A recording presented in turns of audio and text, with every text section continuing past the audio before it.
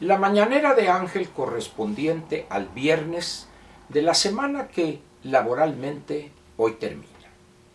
Viernes 25 de septiembre del año 2020. Varios temas quiero comentar con usted hoy.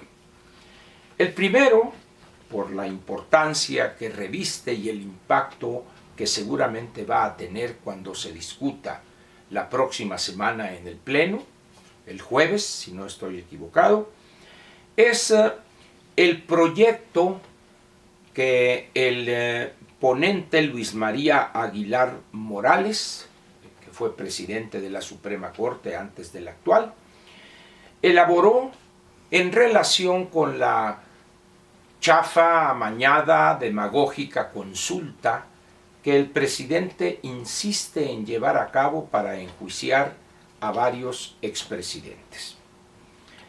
Si no tiene usted mejor cosa que hacer, le recomendaría que intentare leer este documento.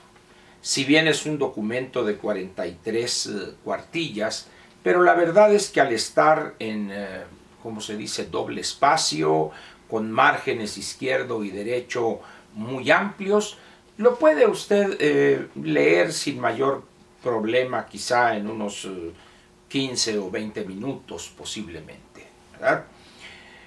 Si no es usted afecto a este tipo de lectura, es un lenguaje jurídico en algunas partes, concrétese a leer, se lo pido por favor, las últimas quizá 4 o 5 páginas, cuartillas.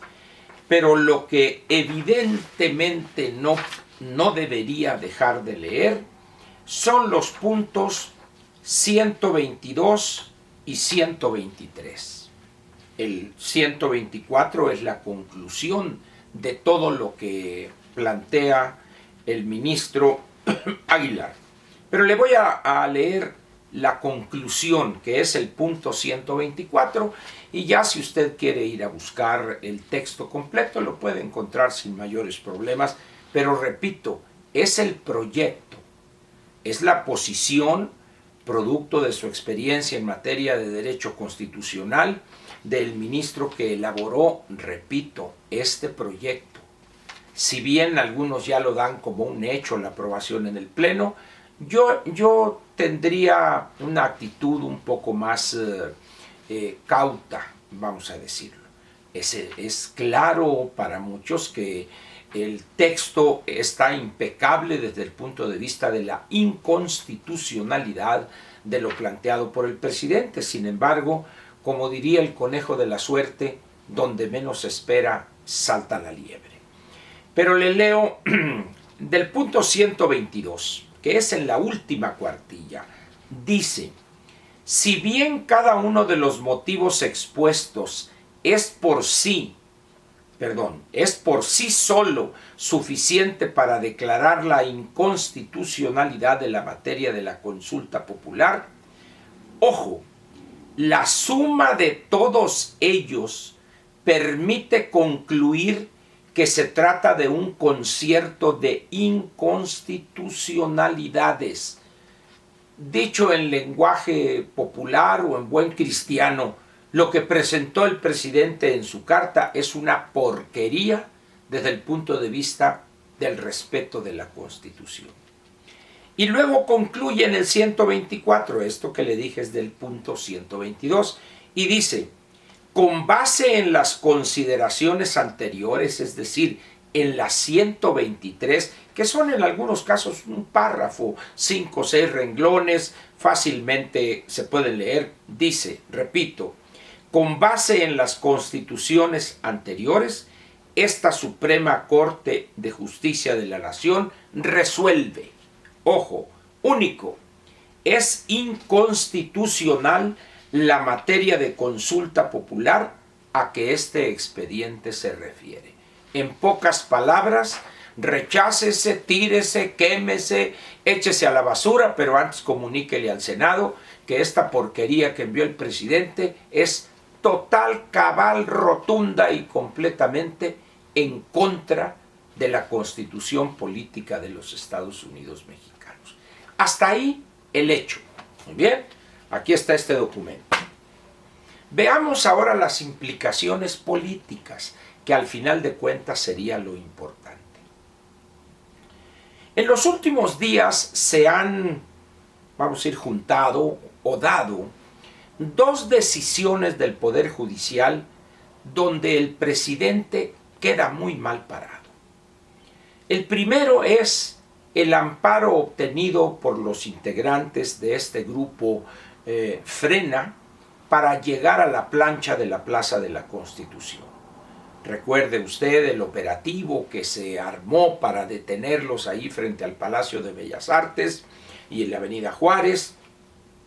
Los argumentos pueriles, dignos de un niño que anda apenas aprendiendo a hablar, de la anticientífica Sheinbaum, y que para que no se peleen con aquellos y que la sana distancia, etcétera, etcétera, pretextos al fin para impedir que llegaren al Zócalo, a la Plaza de la Constitución. Y mientras ellos hacían eso, el presidente, no, pueden llegar y hay que protegerlos, no hay impedimento. ¿Qué sucedió al final? Que obtienen la protección de la justicia federal y les dicen, señores, déjenlos pasar. Y detalles más, detalles menos, ya están en una plaza dividida a la mitad por parte de las autoridades de la Ciudad de México.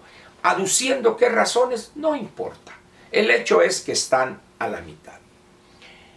Esta decisión de un juez de distrito es importante porque está protegiendo a ciudadanos al margen de si sus demandas son absurdas, no tienen sentido político. Al margen de eso, la justicia no debe prejuzgar, ni debe juzgar, por supuesto, las motivaciones de un ciudadano.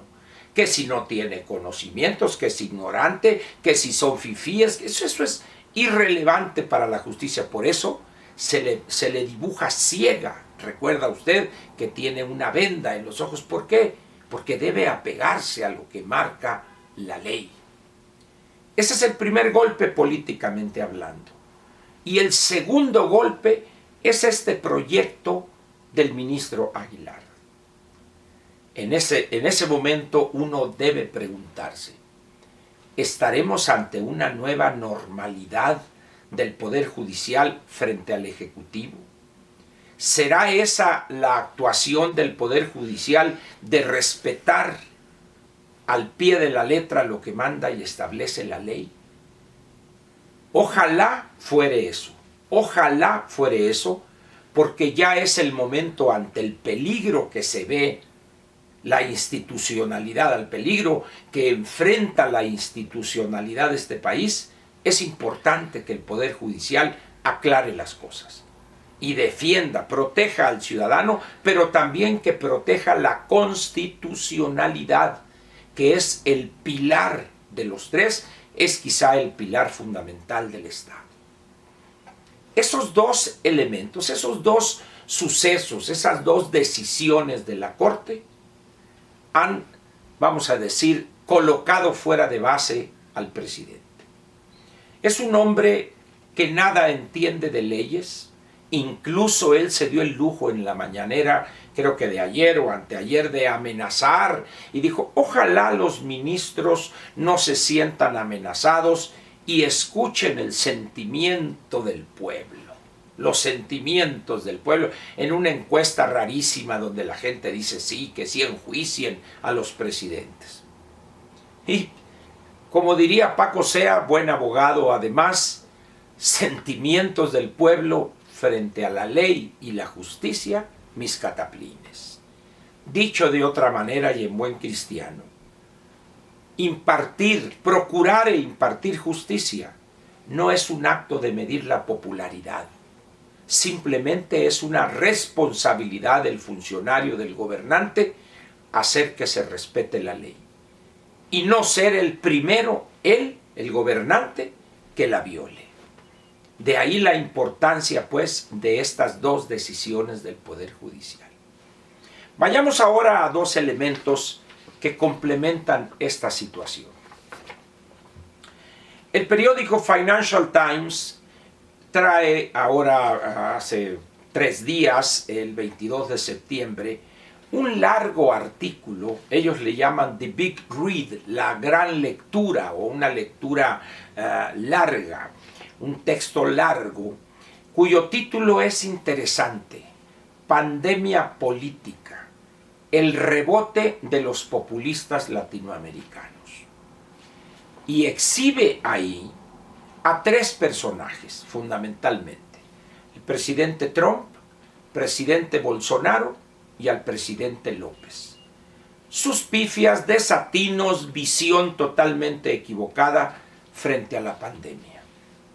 Y con la parte política, el análisis de cómo actúa un populista de derecha o de izquierda, pero populista al fin, frente a situaciones como la pandemia que estamos enfrentando prácticamente en todo el mundo.